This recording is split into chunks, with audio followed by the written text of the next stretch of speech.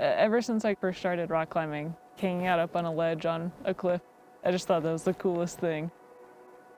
It's a pretty incredible experience.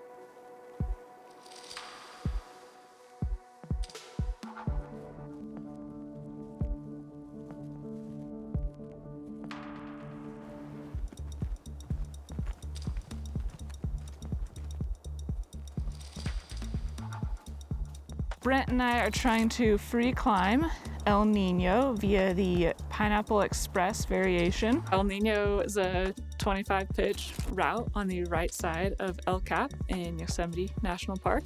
We chose to go ground up on this.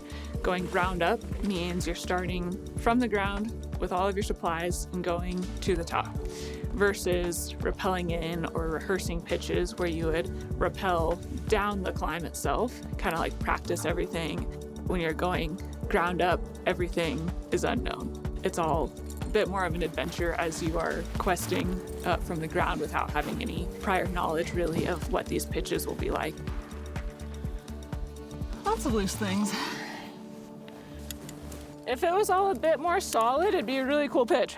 Yeah, too bad.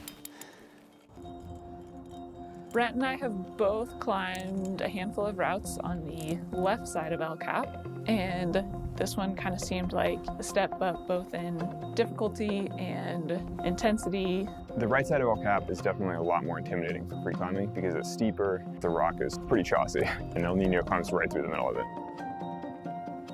El Nino is characterized by face climbing. The west side routes, Freerider, Salate, even the nose tend to be clean splitter cracks. The east side routes are more friable, more face holds, and just a totally different experience. El Cap is a really big wall, but I think what makes it so difficult to climb is the fact that because it's big, you wind up having to go multi-day, which means you have to haul your gear, which makes you move slower. And so it's easy for El Cap climbing to sort of snowball, where the climbing's a little too hard, so you bring too much stuff, and then you're too tired, and you move too slowly, and then you're really tired, and then the wheels come off the train. I managed to stab my finger with a knife the other day. I think all I did was slice a bit of muscle tissue. There's a bit of me that's like pretty concerned that something more significant is wrong with it. I knew physically it would be a big challenge. I mean, you're climbing for potentially up to 8 days straight on the wall, and that includes 6 pitches of up to mid 513. So physically, that was going to be a big challenge, just to have the strength and endurance and capacity to perform at a high level day after day, especially living on the wall where it's not optimal living conditions. There's more loose rock, there's more questing and unknowns and route finding. So mentally, that's a challenge of just like bringing your best head game to every pitch and keeping nerves or fear under control all the time. Amity is the most tenacious and hardworking climber maybe that I've ever met. For her level of experience, she's done more than any other woman that I know of on El Cap in terms of free routes. I started climbing in college, actually worked for the Rock Wall on campus. First time I ever went to Yosemite was in 2019, and on-sighting Astroman was the highlight of my trip that time. The next time was 2021. At that point, I came in like having no intention or realistic belief that I would ever climb El Cap. So that season, I climbed quite a bit with a good friend, Will Sharp, and that was my first intro to big wall climbing. She approached climbing with attitude of, I'm just gonna go up there and give it everything I have. Got Amity mantling onto the ledge. What you doing over there, dude? Yeah! We did Freerider, and a few weeks later I did Golden Gate, and just romped around the valley and climbed as much as I possibly could. She's moving like 200 pounds of shit like it's nothing, dude. Yeah! In a lot of ways, she's the opposite of an Instagram influencer. You know, it's like she's just out sending all the time. She represents the new generation of climbers that are really serious. They train like Olympians. She is getting after it, and not only just one route a year, but constantly throughout the year, which I think is a totally underrated thing. She's not really projecting all these hard routes. She just shows up, she does them, she moves on to the next hard route. Amity's climbing sort of reminds me of Eastern European mountaineers, like 1980s Polish guys climbing heinous mountains in winter, just tough as nails. You know, like I feel like Amity brings a little bit of that like old school mountaineering vibe to modern performance rock climbing. You know what they say. Excuses are like buttholes. Everyone's got one, and no one wants to hear yours. Game time!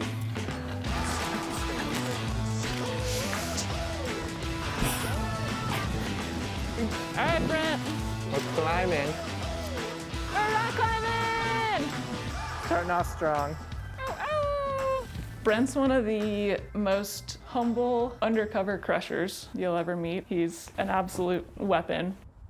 It's pretty hard to find the right partner for these types of objectives, to have the same enthusiasm, to have a similar skill set, and to be able to send things at approximately the same pace is like almost impossible to find. So I feel super lucky in teaming up with Amity. Oh, that one hurts every time. I kind of live with a sense of urgency where I very much feel that time is important and limited, but there's so many things that I want to accomplish and so many goals that I have. And maybe it's because I am kind of coming to the game a bit late in terms of really pushing myself hard in the climbing world. You know, I didn't start as a comp kid when I was 5 years old, and I'm never gonna have the strongest fingers and whatnot. But my ability to work hard is what carries me through and what's gotten me where I am in climbing.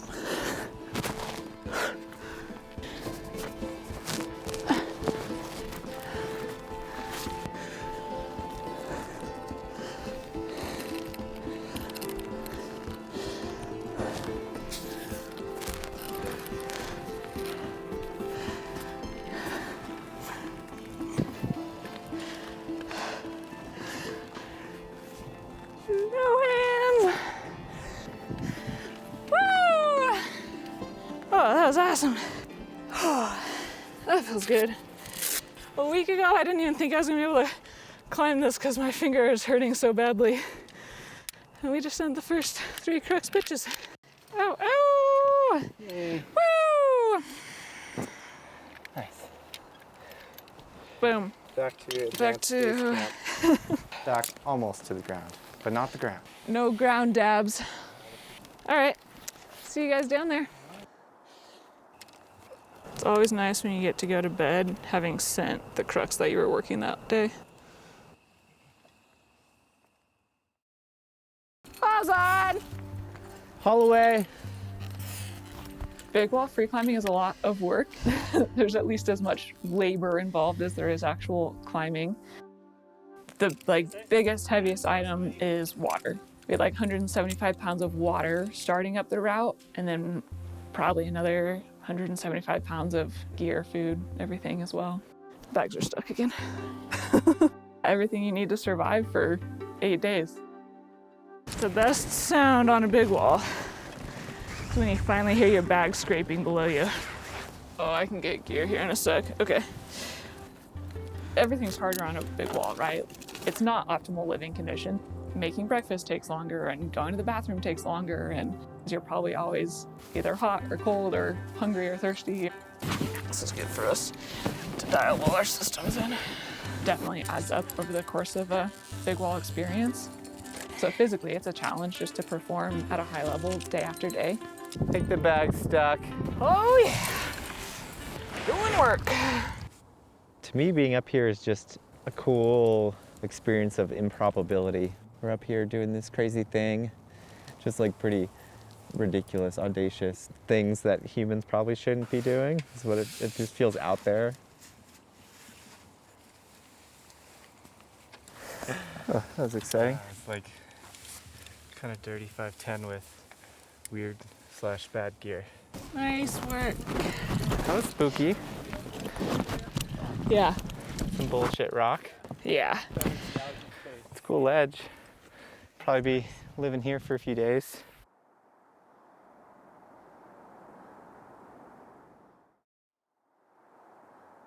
By 10, it's supposed to be clear, even partial sun by noon or 1. Oh, I might air things out. At least half sun emoji, if that tells you anything. And then rain emojis at 2 p.m. Our humidity sensor says 94% humidity, 44 degrees. 94%. Not great conditions for crimping. Our next crux pitch is the hardest pitch of the route, La Nina. It's the 13, I think it's fully 13C after some holds have broken during previous ascents. 1 and 2 and 3. Oh, my legs are kind of tired from hauling. That's probably enough of that. Well, we're nearing 100% humidity. It's just... That's part of the challenge of big wall climbing, is performing under suboptimal conditions. 13C for breakfast. It's a stiff warm-up. I think I had the margin to pull it off, but it'd be a waste of effort if I didn't. Your clock's always ticking up there, like you can't take days and days on a single pitch. You have to have the strategy and the ability to get it done quickly. Like you can't just decide you don't feel like climbing that pitch that day and come back in a few days when you're psyched again. It's like you're up there and you have to get it done.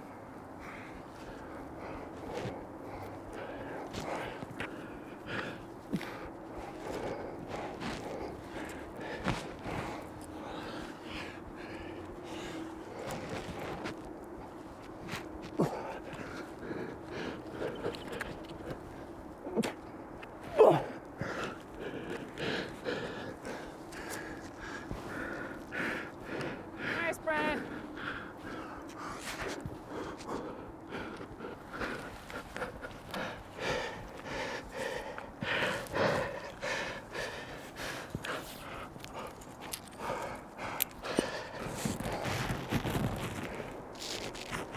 Oh, that was limit. That was bad conditions. Oh, damn. Dude, good work. Jeez. That seemed kind of gnarly. That was really gnarly. Dude, I'm so impressed you did that in 99% humidity. I know he was fighting for it. Like that's some of the hardest I've seen Brent try on a pitch of rock climbing. It was really neat to see him dig deep and put it together. We are having chicken pasta Alfredo. We're having it at 4:30 p.m. And there's nothing to do. There's nothing even to look at. Dark and cold and stormy.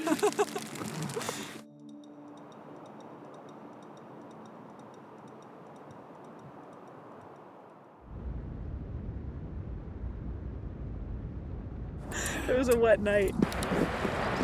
I think we're pretty lucky to be under a giant roof. I don't think we'd want to be anywhere else. Oh, I forgot to ziplock my chalk.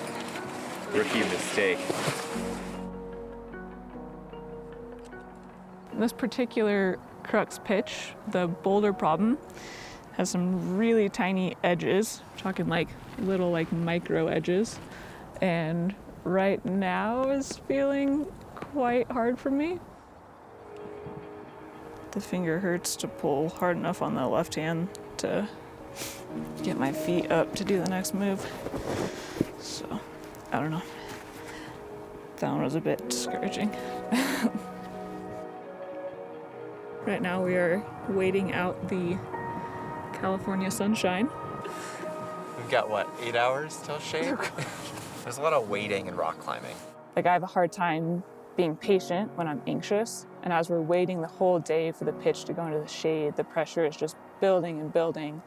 And I have to send this pitch before we can move on, because right now I'm the one holding up the team. And this evening is my only chance for me to send it before we have to move on. But, oh wow. Oh damn. We're not about to get ready now. Oh, I can't handle the roller coaster. I'm nervous enough. Waited all day for this moment. The pitch goes into the shade and I'm ready to go, and all of a sudden this storm cloud rolls in from across the valley. I'm devastated, thinking I'm not even going to get a chance to try. What? It's snowing. Good thing I've climbed in the snow before. So I start up the pitch, I'm ready to give it my best fight. if you consider yourself a 13C climber at the Sport Crag, that probably means you sent a 13C in a season or after many, many project days.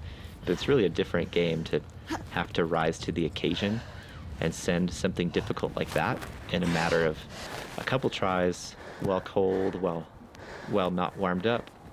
All these different factors. You really can't just wait it out and show up at the perfect time.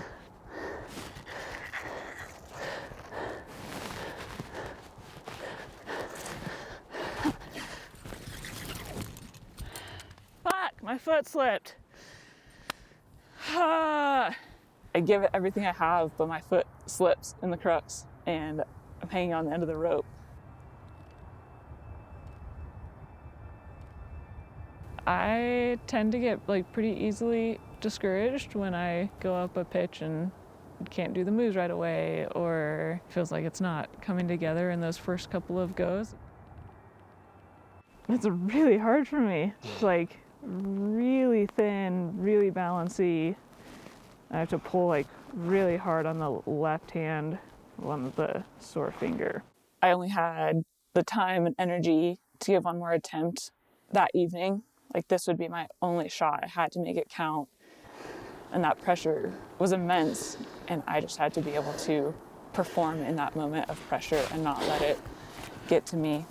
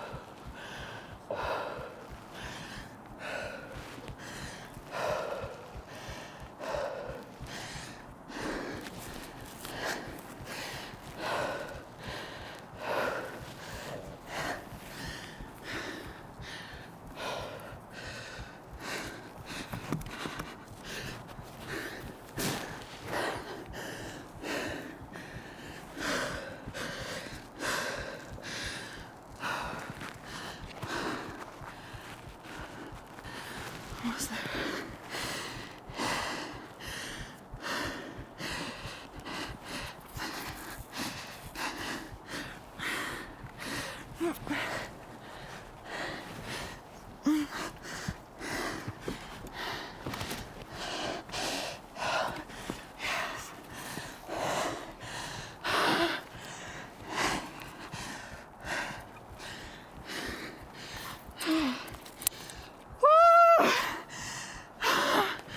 Oh my gosh.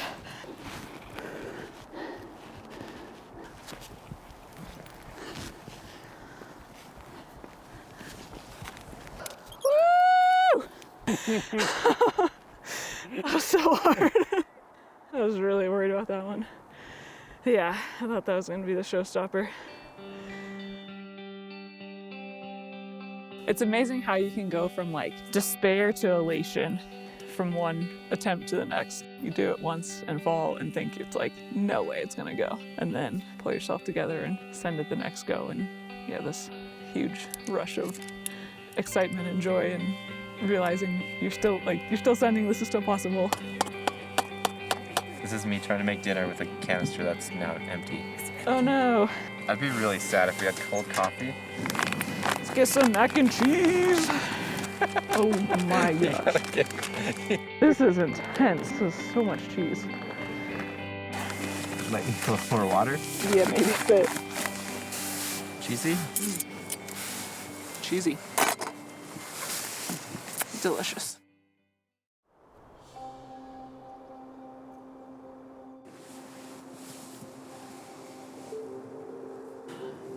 Yeah, I'm a bit tired.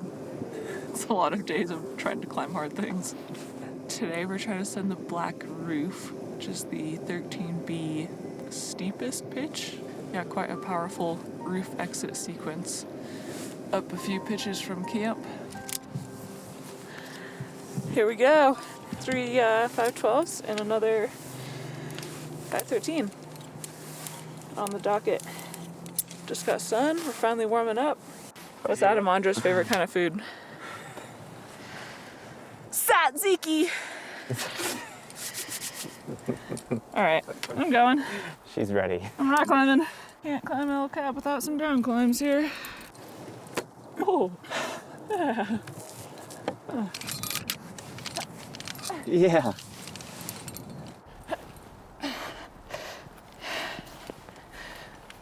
That felt harder than I wanted.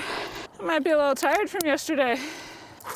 Thankfully, Brent and I work together really well, and we're both able to kind of share the burden of like, I take a hard, scary, loose pitch, and then he leads a hard, scary, loose pitch, and we're able to kind of share that burden, which is really helpful.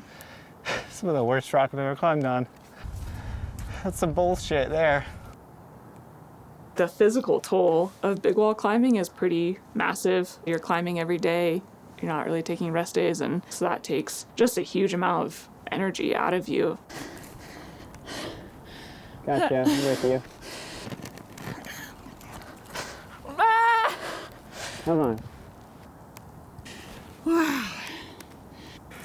Getting our money's worth today. Pretty wild. 12C. That's 3 for 3 512s for both of us this morning. Not a bad way to start the day. This ain't Kansas anymore, Dorothy.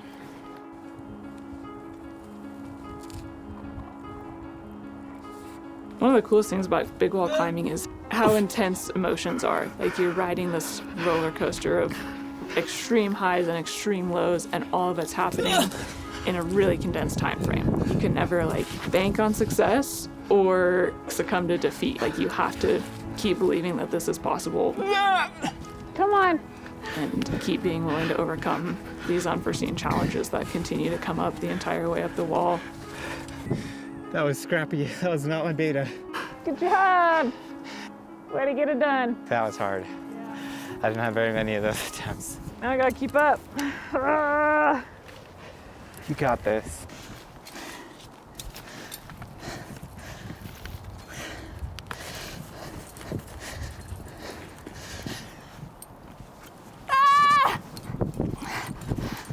Come on, Andy. Come on.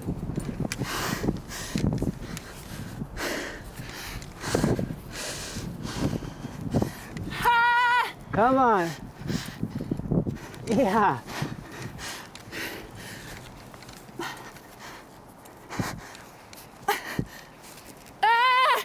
Come on.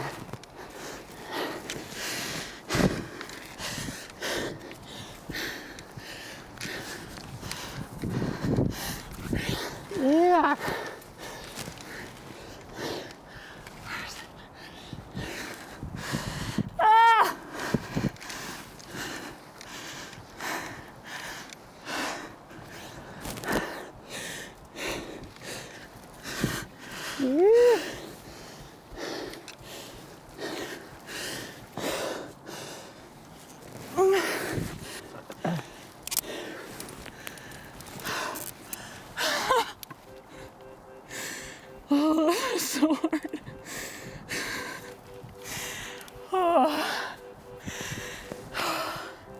so good. That was awesome. Oh, that's good. Onward. Yay. We're through the hardest, but it's not over. When we sent the Black Roof, we then had to rappel to Big Sur, pack up camp, and then haul up to our high point there at the top of Black Roof. And then we could start free climbing again after that, up to the next natural bivy ledge, which is called the Cyclops Eye, where we would set up camp again and kind of base there for the final crux pitch. Straight left off the belay for 20 feet, up 10, back right 20. Looks like some adventure traversing. When I sent the Black Cave pitch, I had significant relief, but it wasn't the elation until after Amity did it. You're like really in it together, and I think both people feel like the success doesn't happen until both people have surmounted the pitch and are ready to move on. I really valued the partner descent.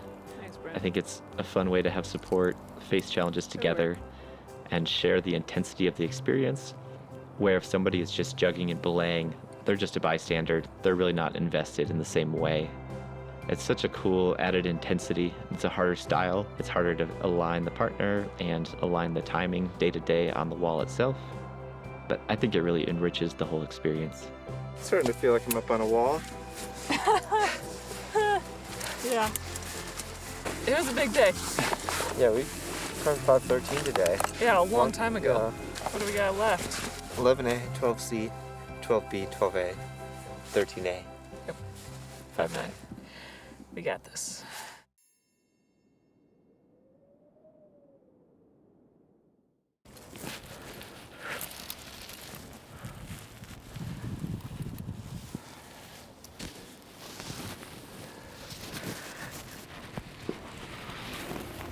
Nice.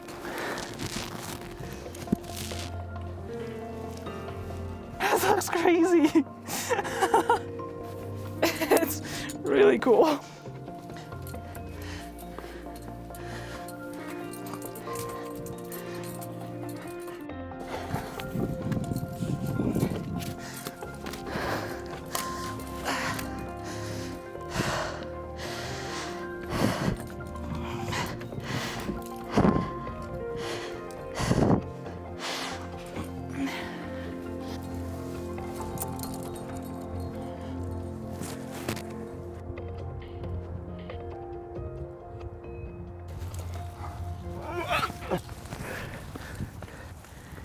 It looks kind of burly. Is it powerful? Yeah, it is. But you throw to a giant sloper and your hand's wet. Fucking hands are wet. Shoot. Damn it. We're so close to the top. I know. We're getting stymied by a whole lot of wet rock. Just can't do that wet. Yeah. Oh, I was on it, but my hand's so wet. It was really like 3 wet holds that were between us and like 5-9 romping to the top. Fuck.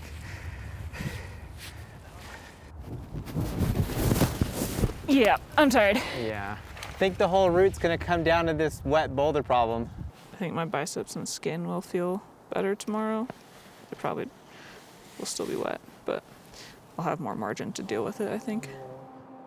I don't think either of us anticipated it being quite that much of a struggle to get it done. Of course, you're like 8 days on up there and you're exhausted and everything feels harder than it normally would.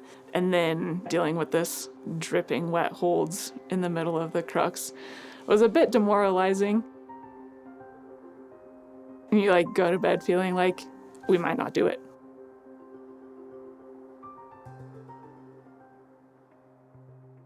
We're going on a prayer, being a bit optimistic that it'll be less wet this morning than it was last night. Seems about as wet as yesterday. But yeah, you can see the drip down the wall from here, so it's funny because Brent's feeling a bit of uncertainty on this wet pitch. And I'm like, this is how I feel about every single crux pitch. I'm used to this feeling. I know what it's like to have to like hang in this tension of having not sent yet and still having to do it and you don't know if it's gonna go. I'd been giving Brent a hard time the entire route for bringing extra socks but we ended up using one of his extra wool socks to stuff in part of the crack to keep like one of the first holds from getting quite as wet. For the record, these are Brent's extra sleep socks that we're using to clean this. You know, sleeping socks are pretty absorbent, huh? Pretty good. Oh, we got lots of tinfoil. The water was dripping from above in this crack, so we lined the crack with tinfoil to kind of divert the water around the hold itself and be a bit of a moisture barrier. This might work. Okay, we're testing. Dry.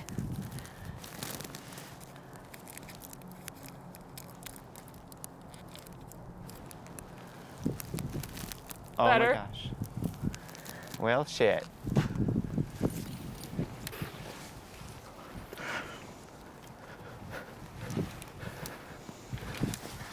Good. Yeah, Brent.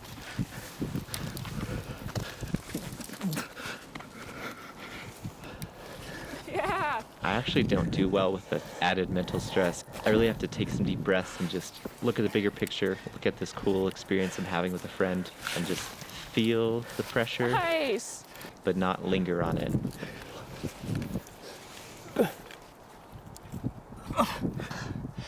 Fuck yeah. Good job. Now you just gotta wait for me. No pressure, seriously. Time is now.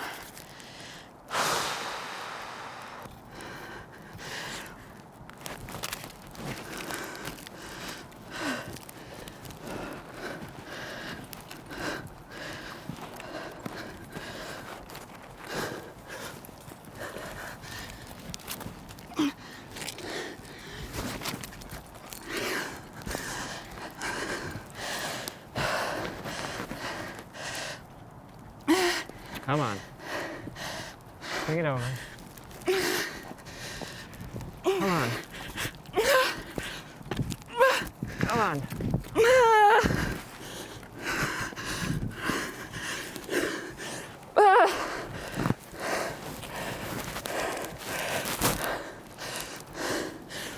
Fuck yeah.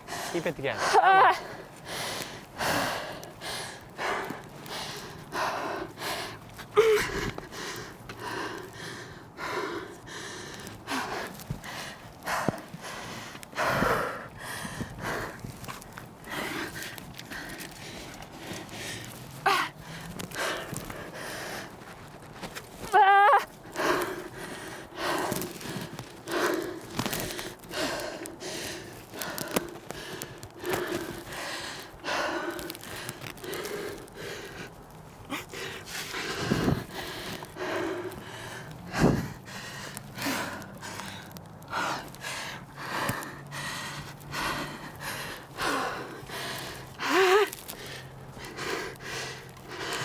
Everything you have. Come on.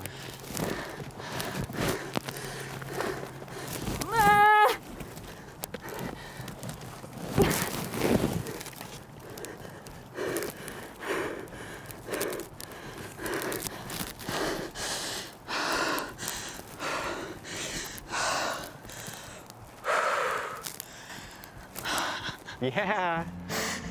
That's the kind of climber Amity is. Making it happen. I don't think I could have dug any deeper in that moment, but the effort I gave was just enough. I was elated. We both sent. We were going to the top. We had done it. I was so maxed. Because of the finger injury, I'm operating with a lot less margin than if I was fully healthy. So all the climbing has taken more out of me than it normally would. I think one of my strengths is my ability to perform under pressure. So most of the cruxes came down to me having one last chance to send. And I often repeat this mantra to myself, like, time is now, like, find a way. And those were the moments when I gave my best performances and made it happen. Part of that ability to perform under pressure is just that I care so much. I'm not willing to give up. I'll pour out every last ounce of effort I have. Almost there! Woo!